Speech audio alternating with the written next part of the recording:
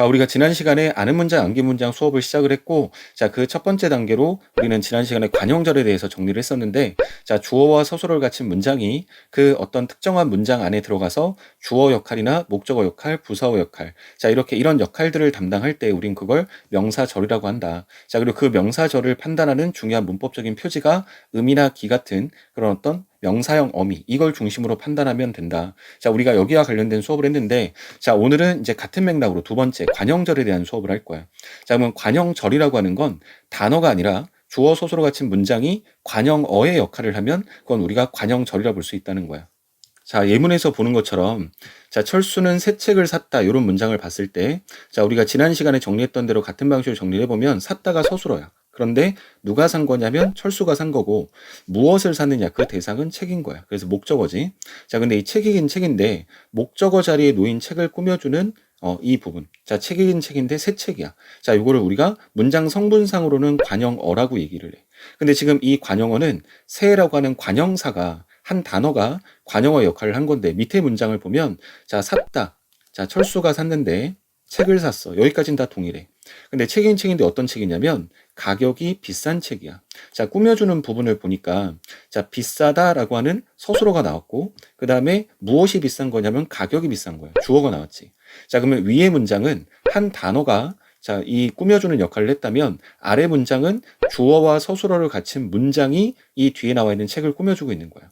그런데 지금 역할은 이 목적어 자리에 있는 책이라는 명사를 꾸며주는 관형어 역할을 하기 때문에 관형어 역할을 하는 절이다. 그래서 우리가 이걸 관형절이다라는 얘기를 쓰는 거야. 자, 우리가 명사절 개념 잡았듯이 관형절 개념도 그렇게 크게 어렵지 않게 잡을 수 있을 거야.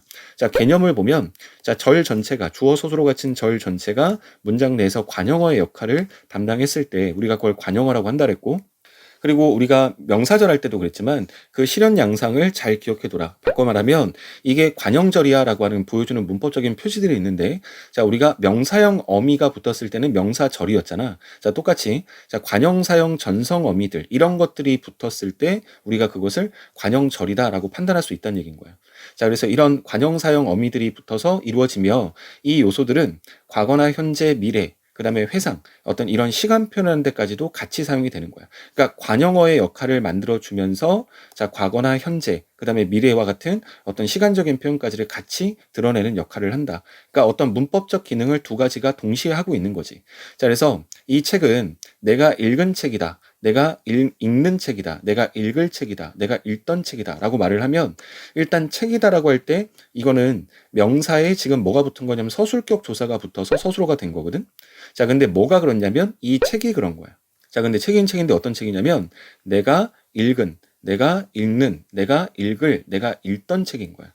그러면 이렇게 서술어를 꾸미는 게 아니라 서술어를 구성하고 있는 이 책이라는 명사를 꾸며주고 있으니까 관형어 역할을 하고 있는 건데, 자, 읽은 그러면 과거의 의미, 읽는 그러면 현재의 의미, 읽을 그러면 미래의 의미, 읽던 그러면 회상의 의미가 이 안에 관형어의 역할을 하게 하면서 이런 시제와 관련된 표현들도 동시에 같이 표현할 수 있다. 자, 이런 예문인 거야. 자, 종류를 보면, 자, 관형어가 명사절부터 개념을 잘 잡은 학생들은 이 관형어도 내용상으로는 별로 어렵지 않을 건데 좀 기억했으면 좋겠는 그 용어들이 있어. 이 용어를 쓸지 안 쓸지는 모르겠지만 이 용어 나왔을 때 적어도 낯설면 안 되니까 우리가 관형어를 나눌 때 긴 관형절과 짧은 관형절 이렇게 나눠. 근데 이거 별로 어려운 게 아니라, 자, 긴 관형절과 짧은 관형절이 어떻게 나눠지는지, 자, 조건을 보면 긴 관형절은 문장의 종결형이 먼저 나오고, 자, 어떤 평서형이든 아니면 의문형이든 감탄형이든 아니면 청유형이든 명령형이든 종결형이 나오고 나서 종결형 뒤에 관형사형 어미를 붙이는 거야. 자, 그래서 예문을 보면, 자, 사실이긴 사실인데 애썼다는 사실, 그가 애썼다는 사실, 이렇게 꾸며준 역할을 하는 거잖아. 근데 여기서 애썼다라는 서술어가 있고 그가라는 주어가 있기 때문에 주술관계가 갖춘 어떤 그 문장이 사실이라는 것을 꾸미고 있는 거야, 지금. 그런데 잘 보면 애쓰다가 기본형인데 여기에 다라고 하는 종결형이 쓰이고 종결형 뒤에 지금 는이라고 하는 이 관형사형 어미를 붙였거든.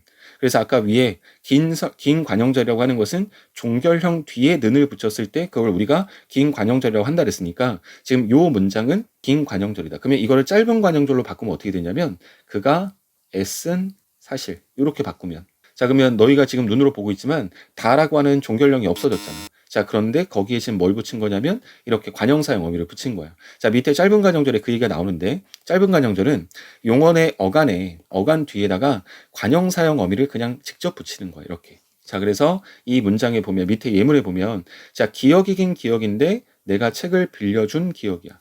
자, 여기서부터 여기까지가 지금 기억이라는 말을 꾸미고 있는데 자, 보니까 빌려주다야. 자, 빌려주다가 서술어 역할을 하고 있는데 자, 본용언 보조용언의 역할을 하고 있는데 자, 그런데 내가 라고 하는 주어가 있어. 자, 뭘 줬냐면 책을 빌려준 거지. 자, 그러면 이렇게 빌려주다라고 했던 이 서술어에 지금 주 뒤에 다라고 하는 종결어미를 붙이지 않았잖아. 자, 종결어미를 붙이지 않고 바로 주라고 하는 어간에 이 니은이라고 하는 관형사형 어미를 바로 붙여서 이렇게 관형절을 만들 때 우리가 이것을 짧은 관형절이라고 하는 거야. 그러니까 긴 관형절과 짧은 관형절은 종결 어미가 있느냐 없느냐를 가지고 그냥 구분하면 되는 거야. 의미 자체로 나눈 건 아니니까 너희가 종결 어미가 있는지 없는지 눈으로 확인하면 되는 거니까 자, 그것만 갖고 우리가 판단하면 되는 개념. 자, 짧은 관형절과 긴 관형절은 피수식어에 따라서 구분되어 쓰인다 그랬어. 그러니까 수식을 받는 말이 어떤 거냐에 따라서 쓰일 수도 있고 못 쓰일 수도 있고.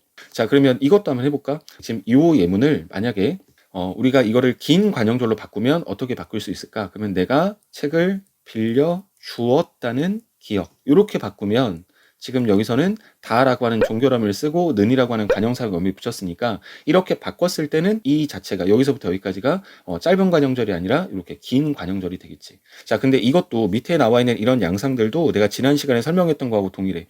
이걸 이렇게 하자라고 약속해서 우리가 쓰는 게 아니라 우리가 쓰고 있는 말들을 쭉 보다 보니까 어떤 이런 특징점들이 좀 보이더라. 그래서 이걸 외우려고 하지 말고 아, 그렇구나. 뭐 이렇게 보니까 불확실한 정보일 때는 주로 이렇게 긴 관형절이 쓰이고 확실한 정보일 때는 주로 짧은 관형절이 많이 쓰이더라. 근데 우리가 쓰고 있는 어떤 언어 생활에 쓰는 표현들을 분석해 본 결과가 그렇다는 거지 이렇게 약속하고 거기에 맞춰 쓴 게 아니거든. 그러니까 이걸 외우려고 하지 말고 자, 그런 맥락에서 아, 그러면 좀 불확실하다. 이 소문이라고 하는 건 불확실하다라는 어떤 그런 의미인 거니까 자, 그때는 종결형을 붙이고 이렇게 관형사용 어미를 붙이는 긴 관형절이 쓰였는데 자, 내가 그녀를 만났다라고 하는 것은 확실한 어떤 정보잖아. 그러면 확실한 정보일 때는 이렇게 만나다라고 하는 종결음이 없이 만나라고 하는 어간에 이 관형사용 어미를 붙여서 이렇게 짧은 관형절로 쓴다. 뭐 이런 것들은 그냥 아, 그렇구나 정도만 이해하면 되지 이걸 외우려고는 하지 말라는 얘기야. 단지 너희들 머릿속에는 긴 관형절과 짧은 관형절이 어떻게 구분되는지만 그 정보만 잘 알고 있으면 돼. 자, 그럴 때 불확실한 것도 아니고 확실한 것도 아닌 중립적인 정보일 때는 뭐 둘 다 쓰일 수 있다. 뭐 이런 것들은 그런 맥락에서 이해하면 되겠지. 자, 동격관형절과 관계관형절 이 부분만 이제 하고 수업을 마무리할 건데 자, 동격관형절, 관계관형절이라는 이 용어 자체는 원래 학교 문법에서 쓰는 용어는 아니거든. 자, 근데 내가 지난번에 너희들한테 의문론 시험 문제를 한번 보여주면서 학교 문법에서는 축약으로 보는 그 관점을 시험 문제에서는 관점을 바꿔서 교체로 시험 문제 출제한 걸 보여준 적이 있어. 자, 그런데 뭐 그걸 통해서 우리가 알 수 있지만 요즘에 교육과정 평가에서 시험 문제 출제를 할 때 학교 문법의 관점을 고수하고 시험 문제 출제하는 게 아니기 때문에 자, 그렇게 너희들이 시험 문제에서 이런 어떤 용어들을 안 마주친다 이렇게 단정할 수가 없어. 충분히 마주칠 수 있는 가능성이 있기 때문에 자, 그렇다고 내용이 어려운 건 아니거든. 용어가 낯설어서 그런 거니까 이 용어가 좀 익숙하게만 좀 만들어주면 돼. 자, 일단 동격관형절과 관계관형절을 나누는 가장 중요한 기준은 자, 그 관형절 내에 생략된 문장 성분이 있냐 없냐가 제일 중요해. 자, 그것으로 판단하면 돼. 자, 그래서 동격관형절은 한 문장의 모든 성분을 두루 갖추고 있는 관형절이다라고 했는데, 자, 이 말을 뒤집으면, 자, 모든 성분을 두루 갖췄으니까 생략된 문장 성분이 없다는 거야. 근데 관계관형절은 그것의 한 성분이 피수식어의 체형과 일치해. 자, 그래서 생략이 돼. 그 문장 성분이. 자, 피수식어라는 말은 꾸밈을 받는 말이니까 꾸밈을 받는 말과 일치하는 문장 성분이 있어서 그 문장 성분이 생략이 된다는 거야. 자, 이렇게 말하면 너무 추상적이니까 자, 문장 예문을 보면서 봐볼게. 자, 일단 첫 번째 예문에 있다라고 하는 서술어가 나왔어. 자, 그럼 뭐가 있냐면 소문이 있는 거야. 이게 주어지. 근데 소문이긴 소문인데 어떤 소문이냐면 그분이 노벨상을 타게 되었다는 소문인 거야. 자, 그러면 지금 가르친 부분이 소문을 꾸며주고 있는데 이게 관형절인데 자, 타게 되었다가 서술어야. 그럼 누가 타게 된 거냐면 그분이 타게 된 거고 자, 뭘 타게 됐냐면 그 대상이 노벨상을 타게 된 거야. 자, 그러면 주어와 목적어와 서술어 이렇게 하나도 생략된 문장 성분이 없는 것이 지금 소문이라고 하는 이 주어를 꾸미고 있는 관형절을 형성하고 있는 거야. 자, 그래서 그분이 노벨상을 타게 된 게 소문이고 소문이라고 하는 것은 그분이 노벨상을 타게 된 것인 거야. 그래서 의미상으로도 동격이지. 자, 밑에 예문을 보면 자, 문장의 층위가 좀 다르긴 한데 자, 그 자세한 내용은 나중에 하기로 하고 자, 없다가 서술어야. 근데 이 없다는 자 뭐가 주어냐면 기억이라고 하는 이 부분이 1차적인 주어야. 자 근데 기억인데 어떤 기억이냐면 내가 그에게 이 책을 빌려준 기억인 거야. 자 근데 여기도 꾸며주고 있는 부분을 잘 보면 자 빌려줬다. 누가 빌려줬냐면 내가 빌려줬고 자 뭘 빌려줬냐면 책을 빌려줬고 자 누구에게 빌려줬냐면 그에게 빌려줬어. 자 필수부사어까지 자 모든 문장 성분들이 하나도 빠짐없이 다 갖추고 있어. 자 생략된 문장 성분이 없는 절이 자 이렇게 기억이라고 하는 이 체온을 꾸며주는 관용어의 역할을 하기 때문에 자 이 절은 생략된 문장 성분이 없는 동격 관용절이다. 자 그리고 내가 그에게 이 책을 빌려준 것이 기억이고 자 그리고 기억은 내가 그에게 이 책을 빌려준 거니까 자 의미상 동격. 자 그래서 우리가 이러한 관용절을 동격 관용절이라 그래. 자 이제 기준을 이쪽에다 기준을 두고 이제 대비하면서 밑에 예문들을 보면 자 1차적으로 가득했다가 서술어야. 근데 자 뭐가 가득한 거냐면 도서관이 가득한 거거든. 자 근데 학생들로 가득한 거야. 자 근데 학생들이긴 학생들인데 공부를 하는 학생들인 거지. 자 근데 이 예문을 보면 공부를 하는까지가 지금 관용어 역할하는 관용절이거든. 근데 여기를 잘 보면 하다라는 서술어가 나왔어.